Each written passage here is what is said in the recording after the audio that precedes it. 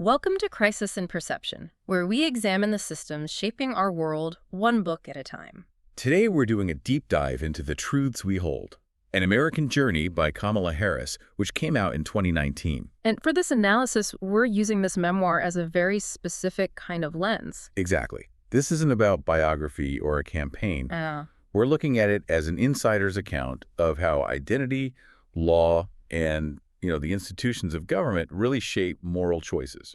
and the possibilities for reform from within those corridors of power. I think that framing is just essential to keep in mind here. Memoirs from high-level political figures, prosecutors, senators, anyone in that world, they're always doing two things at once. Right. On one level, it's a personal story, it's the who I am narrative for the public, but on a much more structural level, it's a justification. A justification of the institutional roles they've played. Exactly. It's an exercise in framing their choices within the constraints of the system. Sure. Basically, they're arguing, look, here's why I chose to work inside this broken system, and here's how I tried to change it. And it's so interesting that she says that almost explicitly herself. She states right in the preface that the book is, and I'm quoting here, not meant to be a policy platform. Right. No detailed legislative agenda. None. Instead, it's a collection of stories and ideas from her life, from her journey through the legal and political systems. It feels like an attempt to build a foundation of trust through that narrative first, before she gets to any of the big structural arguments. So our mission today is strictly systems level. We are going to dissect the institutional constraints she identifies, the opportunities for reform she pursued. Whether that's in the courts, in regulatory bodies, or in the Senate itself. And we'll connect all of that back to this central theme of what democratic participation actually looks like.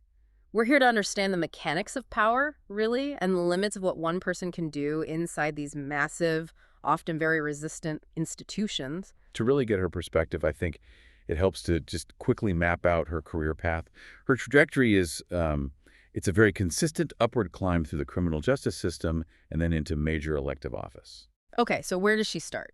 She begins as a deputy district attorney in Alameda County. From there, she runs for and wins the district attorney job in San Francisco. And after that, attorney general for all of California. For 2 terms, yeah. And that whole path culminates in her election to the U.S. Senate in 2016. And it's worth pointing out that this idea of working within the system, but for the purpose of reform, that's a long-standing theme for her. Oh, absolutely. Years before this book, back in 2009, she wrote another one called Smart on Crime, a career prosecutor's plan to make us safer. So even then, she was focused on moving past that old tough-on-crime rhetoric. Exactly. Moving toward something more data-driven, more about preventative institutional practices. Okay, so let's talk about the context for this book, The Truths We Hold, because the timing is just, it's so critical. It really shapes the entire book's sense of urgency. It really does. The emotional starting point for the whole narrative is election night, November 8th, 2016. A moment of just profound political shock and, I think for many, a feeling of systemic stress. It challenged a lot of assumptions about how democratic processes were supposed to work in the U.S. And she's living this incredible duality on that night. On the one hand, she wins this huge personal and institutional victory. She becomes the first Black woman to represent California in the Senate. And only the second in the entire history of the country. But that massive achievement is almost instantly overshadowed for the presidential election results. The book really captures that whiplash, that systemic shock wave. She describes waiting for the results with her family and friends, and her husband, Doug, shows her the New York Times probability meter just sinking. Yeah, confirming what they were all starting to feel in their gut. Yeah. That this was going to be, as she puts it, a long, dark night that was going to fundamentally change the whole landscape of American governance. And the anecdote from that night that really captures that sense of rupture, of things breaking, involves her 9-year-old godson, Alexander. Oh, it's just a gut punch. The child comes up to her trembling, crying, and asks this question. Auntie Kamala, that man can't win. He's not going to win, is he? I mean, that's just a moment of pure intergenerational fear. The immediate sense that the system is no longer stable or predictable. And her answer to him becomes the key metaphor for the whole book's thesis on political action. It really does. She doesn't give him false hope. Instead, she asks him what superheroes do when the villain seems unstoppable. And he says, Through his tears, he says, they fight back. And she leans into that. She says that's what they have to do, and that all the best superheroes have big emotions, which sort of validates using your personal conviction to fuel your actions within the system. And that moment dictates everything that comes next for her. She literally throws away her prepared victory speech. Yeah, the one that was written for a totally different national outcome. And when she gets up in front of her supporters, she poses this very direct question, this immediate call to action. Do we retreat or do we fight? I say we fight. The whole memoir is basically structured as a handbook for that fight. And then there's that one detail that brings it all back down to a human level. The Doritos. The Doritos. She gets home, finally, and just sits on the couch and eats, quote, an entire family-sized bag of classic Doritos. Didn't share a single chip.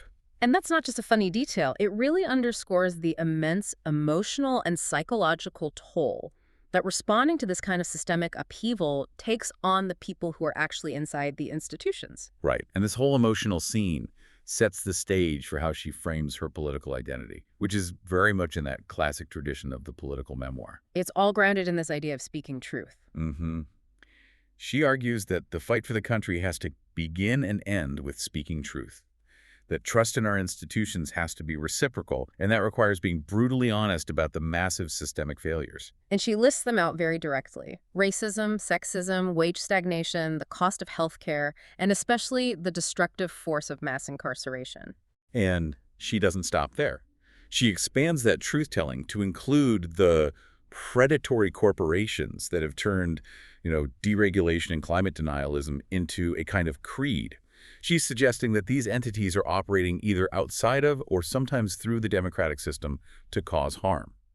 So this is where the core thesis of the book really comes into focus. It grows directly out of that context of institutional stress and her personal conviction. Right. That democratic participation isn't passive. It's not just a philosophical idea. It depends on people understanding their own indispensable practical role inside these institutions, whether you're a voter or a prosecutor, and actively choosing to engage, to fight for reform, instead of just withdrawing when things get hard. And she drives that home with a quote from Justice Thurgood Marshall. From his 1992 speech. Yeah. America must get to work. We must dissent from the indifference. The whole memoir is framed as a response to that call, an attempt to translate those high ideals into actual, practical, institutional strategies. Okay, so let's transition into the heart of her career and the core tension of the first half of the book, which is this idea of the progressive prosecutor. Choosing to work inside a system that she admits is fundamentally flawed. And she's very candid about that. She acknowledges that America has a deep and dark history of using prosecutorial power as an instrument of injustice. We're talking about things like framing innocent people, hiding evidence. Exactly. Disproportionate application of the law. Yeah. She knew firsthand the deep cynicism her own community felt toward the criminal justice system. So this gets to the critical question of institutional compromise, doesn't it? If you know the system has this dark history, why on earth choose to become a prosecutor? And that's the central question she tries to answer. She explains it was a very conscious decision to get a role on the inside. Her goal, as she puts it, was to be the person who could let them in when activists came marching on the doors. That's a fascinating insight into that dynamic. It recognizes that external pressure from activists only really works if there's someone on the inside with agency ready to receive it and act on it. Right. But you raised the key point. That choice requires compromise. How does the book deal with the tension of trying to reform a system while also being its chief enforcer? Because that's a tension that many of her critics have focused on throughout her career. She doesn't really deny that tension. I'd say it's the organizing principle of her whole philosophy. Her argument is that abandoning the system means abandoning the vulnerable people who actually need its protection. And she has a story that illustrates this, right, from her early days. A really defining moment. It was during an internship in 1988 at the Alameda County DA's office. She was reviewing a case from a big drug bust and realized an innocent woman, just a bystander, had been wrongly swept up in it. So what makes that a systems moment? Yeah. And not just, a simple mistake that gets corrected? It was the human stakes that revealed the structural cruelty of the system. It was a Friday afternoon. If that woman wasn't released right then, she was going to spend the entire weekend in jail. And Harris says she had this instant realization of the cascading consequences. Loss of a job. Loss of her job, loss of dignity, and the terrifying possibility that Child Protective Services could get involved, putting her kids at risk. all from a simple mistake. The system was designed to crush, not to correct. So what did she do? She's just an intern at this point. She knew she had limited power, but she also knew what leverage she had. She ran down to the clerk of the court, begged, pleaded, and got a 5-minute window for a judge to get back on the bench. And it worked. The judge reviewed it, and with the pound of a gavel, the woman was free. She got home to her children before the weekend. That's incredible. And for Harris, that was foundational. It proved to her that even a small, determined intervention from a compassionate person inside the system could stop that huge, grinding flywheel of incarceration. It showed her that justice wasn't just about winning big cases. It was about protecting the vulnerable. And this seems to be what led her to challenge what she calls the false choice narrative in criminal justice. The tough-on-crime versus soft-on-crime binary. Right. She argues it's just a political tactic meant to stop any real reform, not a reflection of how justice actually works. Exactly. She insists that a functional justice system has to weave together two different, but not mutually exclusive imperatives. Okay, what's the first one? The first is non-negotiable consequence for serious crimes: homicide, sexual assault, violent felonies. She gives the example of a bill she championed in 2004 that lengthened sentences for Johns paying for sex with underage girls, treating it explicitly as child sexual assault. Zero tolerance for that kind of predatory behavior. But the second imperative is different. The second is about addressing unfairness, recognizing that the mass incarceration crisis is driven by systemic things like addiction, poverty, and desperation. And in those cases, the focus has to shift from punishment to help, to rehabilitation and prevention. And that distinction is what led to her big institutional innovation as DA in San Francisco, the Back on Track program. Right. Back on Track was a program designed specifically to interrupt that systemic cycle of people going to jail, getting out, and going right back in. The recidivism cycle. A huge problem. She points out the U.S. leads the world in per capita imprisonment, and something like 70% of released prisoners commit another crime within 3 years. Because they face these huge systemic barriers when they get out. A dual barrier. They have a felony record, which blocks them from jobs and education, and they often lack the skills to survive outside that criminal environment. It is a cyclical trap built right into the structure of post-release life. So what were the mechanics of her solution? How did Back on Track actually work? It was a really rigorous, highly structured program, kind of like a boot camp, but for nonviolent first-time offenders. But there was a really crucial institutional constraint right at the beginning. The participant had to plead guilty first. Yes, they had to accept responsibility. Why was that so important for the program to function? I'm guessing it had to do with political cover. That's a huge part of it. That guilty plea was the institutional price of entry. First, it maintained the integrity of the justice system. It established accountability, so the program couldn't just be dismissed as soft on crime. And second, it allowed the court to legally suspend the sentence and divert the person into this intensive program. And the incentive was huge. If you completed it successfully, your charges were expunged. a clean slate. True economic redemption. Exactly. And the program itself was so comprehensive. It wasn't just a few classes. It was GED courses, parenting classes, mandatory community service, detailed financial literacy training. And it required buy-in from outside the system too, right? Critically, they partnered with Goodwill for job training, got commitments from the San Francisco Chamber of Commerce to help graduates find actual jobs, worked with local trade unions. So it was this multi-institutional collaboration, re-engineering the system to support success instead of just punishing failure. And the results, the metrics, made the case for this kind of institutional change undeniable. What were the numbers? After 2 years, only 10% of the Back on Track graduates reoffended. 10%. And what was the rate for similar offenders who went through the traditional system? About 50%. A staggering difference. And the economic argument was just as powerful. The program cost around $5,000 per person versus over $40,000 to keep someone in jail for a year. And that success had a ripple effect, institutionally. It was huge. It proved that a focused local reform could generate national systemic momentum. The Obama Justice Department ended up formally adopting it as a national model program, a perfect example of a bottom-up feedback loop forcing change at the federal level just through pure evidence. This focus on poverty as a systemic punishment also seems to be why she made cash bail reform such a priority when she got to the Senate. Oh, absolutely. She describes the system as fundamentally criminalizing poverty. She has some numbers on this that are just shocking. They really are. The median bail in the U.S. is $10,000. For context, the median savings for a working-class household earning $45,000 a year is only about $2,500. So the system basically guarantees that most people who are detained can't afford to get out. 9 out of 10 can't. And that economic penalty is then compounded by systemic racial bias. Black men pay 35% higher bail than white men for the same charge. And Latino men pay nearly 20% more. This isn't just a coincidence. This is the system operating as designed, using money as the only determinant of freedom. So what was her legislative strategy to tackle this in the Senate? It was a masterclass in building a cross-partisan coalition.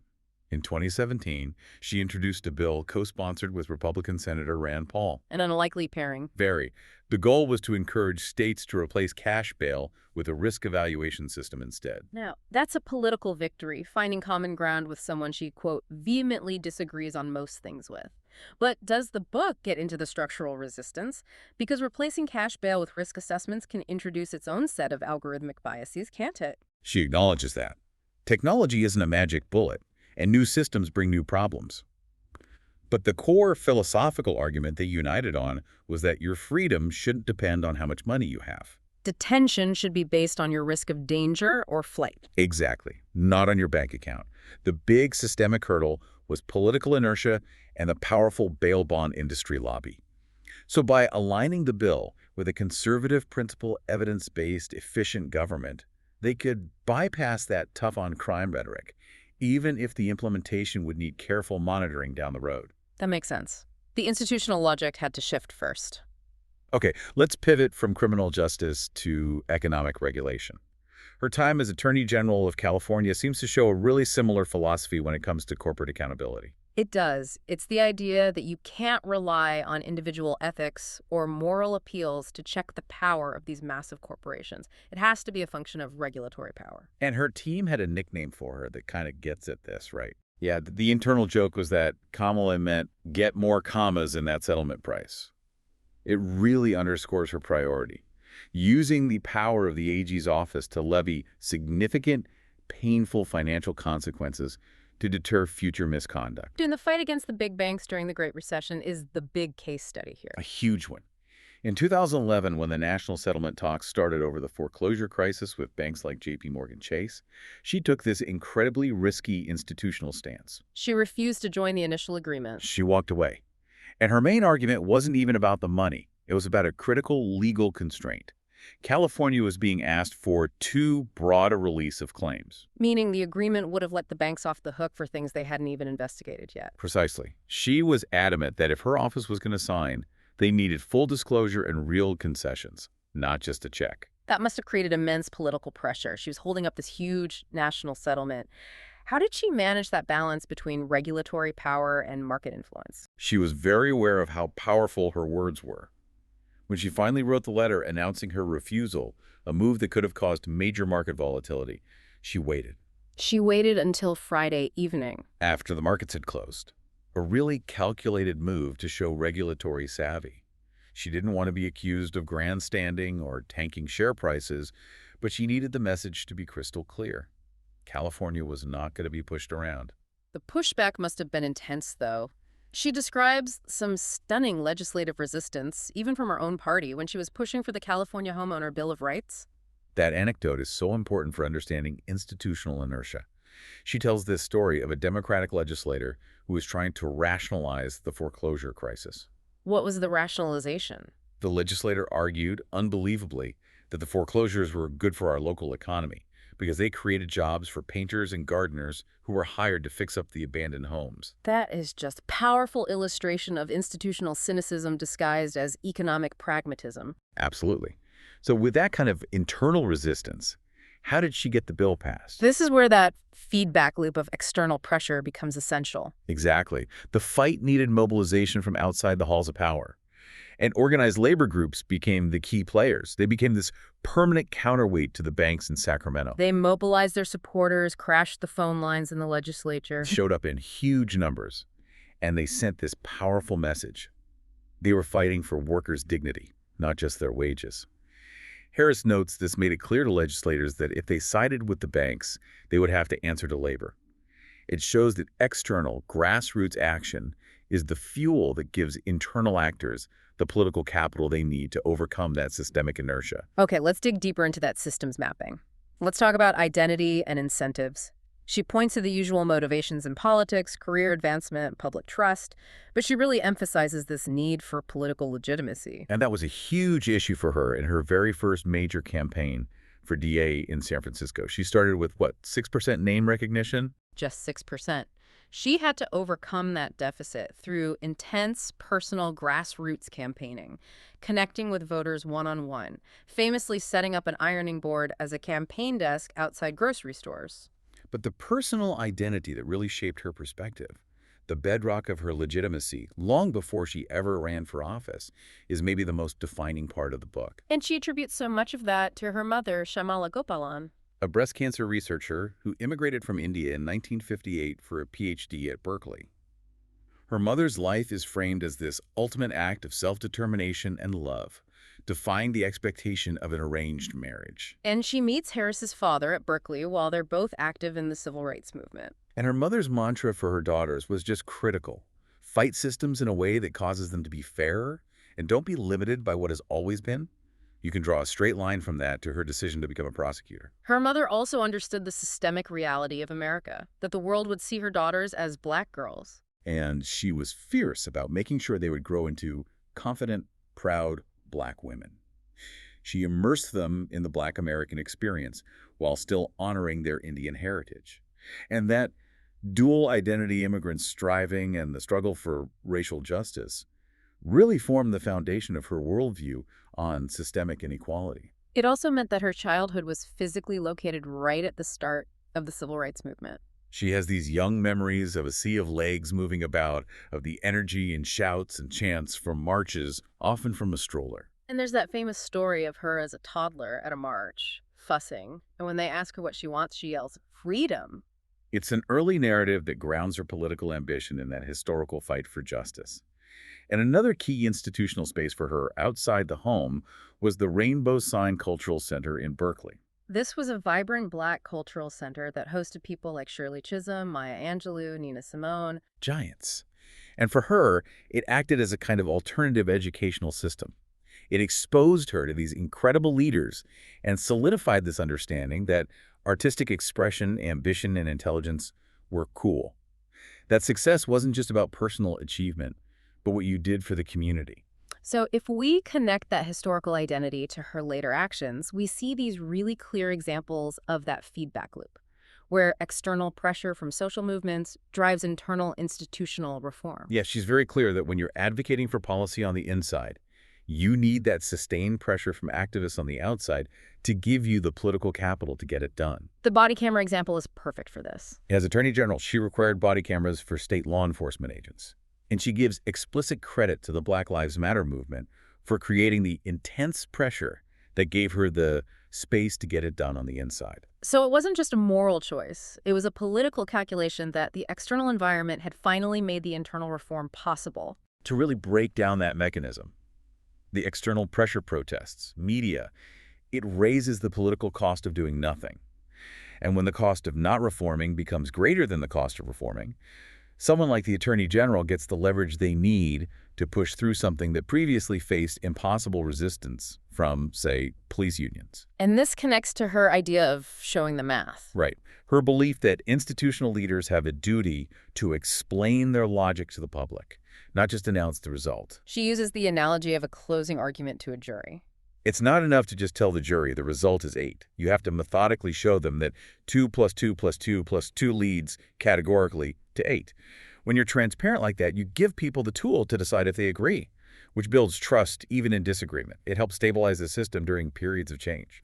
So let's pivot to the present-day implications of all this, especially how the deep flaws in the justice system undermine its own legitimacy and, paradoxically, public safety. She argues pretty forcefully that the system is permeated by both explicit and implicit racism, and that this systematically erodes public trust. And she backs it up with some staggering statistics that show these are institutional patterns, not just individual failures. For example, the data from Missouri showing black drivers are 85% more likely to be stopped. And nationally, police are 3 times more likely to search the car of a black driver than a white driver. These are data points that reflect deeply embedded systemic behaviors. And the outcomes in court are just as biased. Black men use drugs at about the same rate as white men, but they're arrested twice as often for it and get sentences that are nearly 20% longer. Overall, they're 6 times as likely to be incarcerated. That kind of structural inequity just destroys the system's claim to being impartial. And the consequence of this bias creates these massive, not so obvious safety problems. She argues that the fear created by things like indiscriminate immigration raids makes vulnerable communities less safe. It's a critical point about systems failure. She cites studies showing that Latinos are more than 40% less likely to call 911 when they have been a victim of a crime. Because they fear that reporting the crime will result in them being treated like a criminal. Exactly. So the very system designed to protect people ends up creating an environment where predators can operate with impunity because their victims are too scared to come forward. It makes everyone less safe. The book also gets into this interesting paradox of modern politics, the absolute necessity of a personal narrative to establish your legitimacy. Yeah, she describes her own instinct to avoid talking about herself. She saw it as, quote, something narcissistic, which came from her mother's focus on service over self-promotion. But she learned pretty quickly in that first DA race that voters demand a personal story. Especially in an era of low institutional trust. They want to know who you are on a fundamental level to even begin to gauge whether you're legitimate enough to wield power. The system now requires leaders to personalize their convictions to bridge that trust gap. And finally, she frames participation as this indispensable duty, especially when democracy is under stress.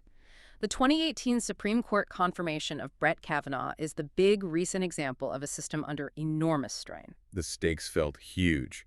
She and her colleagues were framing it as the potential dismantling of rights related to the Affordable Care Act, corporate regulation, reproductive rights. The institutional battle felt like it was already decided, but then external action managed to disrupt it.